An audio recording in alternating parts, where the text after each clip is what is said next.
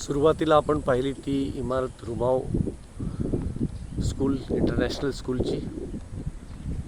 त्यानंतर हा संपूर्ण परिसर भुईगाव, रानगाव, अगदी पलीकडे समुद्रापलीकडे दिसणारा उत्तन, गिरीज, नारदोली, जोसोडी गाव परिवार आणि मग ह्या बाजूला गिरीज नंतर बंगली।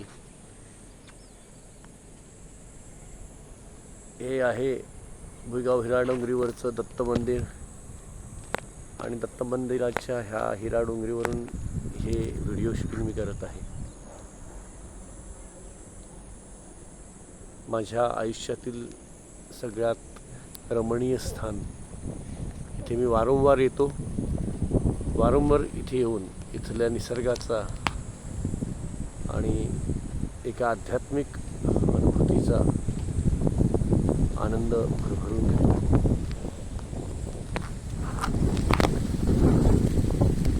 ज्या ठाकूरांनी ही हिराडोंगरी आतापर्यंत जपलेली आहे, तिचं निसर्ग सौंदर्य आणि एकंदर आध्यात्मिक वातावरण इथे आहे, त्यांना खरोखरच सलाम।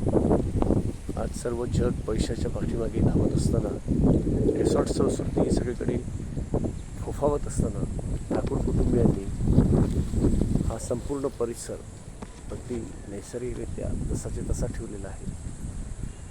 कवडीच्याही मोबदल्याची अपेक्षा न करता गेली कित्येक वर्ष त्यांचं कुटुंब ही जी लहानशी टेकडी आहे ती मेंटेन करून आहे। इथे एक सुंदर देवालय आहे, दत्तगुरूचं मंदिर आहे। विशेष म्हणजे ह्या दत्तगुरूच्या मंदिरामध्ये जी दत्तांची मूर्ती आहे ती गिरीज येथील सिक्वेरा बंधू यांनी बनवलेली आहे। अतिशय उत्कृष्ट सुंदर अशी मूर्ती।